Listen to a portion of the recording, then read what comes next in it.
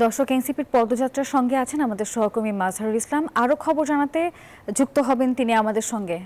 মাজহার, নিশ্চয়ই আপনি আমাকে শুনতে পাচ্ছেন, জানাবেন এখন কোথায় আছেন আপনারা, এনসিপি নেতাকর্মীদের ভাষ্য কি এবং কেমন পরিস্থিতি দেখছেন সেখানে? এই মুহূর্তে আমরা আছি লালমনিরহাট জেলায়। আজকে সকালে রংপুর থেকে পদযাত্রার দ্বিতীয় দিন শুরু হলেও বিভিন্ন প্রান্তরে পথসভা করে এবং লালমনিরহাটে এই মুহূর্তে তারা আছেন। লালমনিরহাটের যে একেবারে মূল পয়েন্ট, সেই মূল পয়েন্টে শীর্ষ নেতারা বক্তব্য রাখছেন।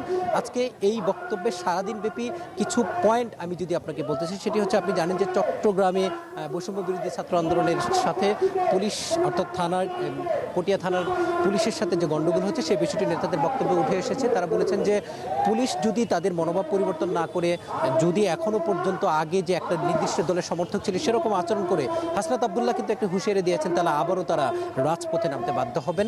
এবং দলটির যেহেতু এই দুটি হচ্ছে সীমান্তবর্তী জেলা, প্রায় এখানে বিএসএফের গুলিতে এই অঞ্চলের মানুষ নিহত হয়, এই বিষয়টি উঠে এসেছে নাহিদ ইসলামের বক্তব্য। তিনি বলেছেন এদেশে আর মাফিয়াতন্ত্র মেনে নেওয়া হবে না, দালালের দিন শেষ, এবং একই সাথে ভারতের আধিপত্য বাংলাদেশে কেউ মেনে নেবে না। এবং তিনি বলেছেন অচিরেই যেন সীমান্তে হত্যা বন্ধ করা হয়, কারণ প্রায় যেহেতু উত্তরের জনপদগুলোতে সীমান্ত হত্যা হয়, সরকারকে এই বিষয়ে কঠোর হওয়ার এবং ভারতের সাথে নেগোসিয়েশন করে এই সীমান্ত হত্যা বন্ধের কথা তারা বলেছেন। একই সাথে দলটির মুখ্য সমন্বয়ক নাসিরউদ্দিন পাটোয়ারি তিনি বলেছেন যে ভারতে পালিয়ে যাওয়া বাংলাদেশের সাবেক প্রধানমন্ত্রী শেখ হাসিনা, যেহেতু তিনি সেখানে বসে বাংলাদেশের বিরুদ্ধে ষড়যন্ত্র করছেন, তাকে যেন বাংলাদেশে ফিরে নিয়ে এসে জনগণের মুখোমুখি করা হয় এবং একই সাথে বিচারের মুখোমুখি করা হয়।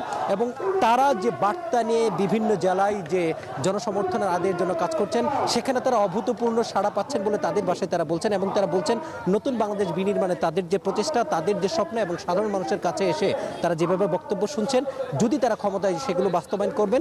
দিন শেষে একটি কথা বারবার উঠে এসেছে, জুলাইয়ের ঘোষণাপত্র সফল না হওয়া পর্যন্ত এবং জুলাইয়ের ঘোষণাপত্রর ফলাফল না নিয়ে তারা ঘরে ফিরে যাবেন না। এবং 3 আগস্ট যদি এর আগে যদি সরকার জুলাই ঘোষণাপত্র না দেয়, 3 আগস্ট তারা নিজেরাই ঘোষণাপত্র দিবেন, সেটারও কিন্তু তারা তাদের বক্তব্য আমরা দেখছি। সেখানে তারা বলছেন সারা দেশ থেকে মানুষ যেন 3 আগস্ট জাতীয় শহীদ মিনারে উপস্থিত হয়, সেখানেও সেই প্রচারণা তারা চালাচ্ছেন। নাফিসা, লালমনিরহাট থেকে এই ছিল জুলাইয়ের জাতীয় নাগরিক পার্টি এনসিপির যে পদযাত্রা, সে সম্পর্কিত আমার কাছে সর্বশেষ তথ্য।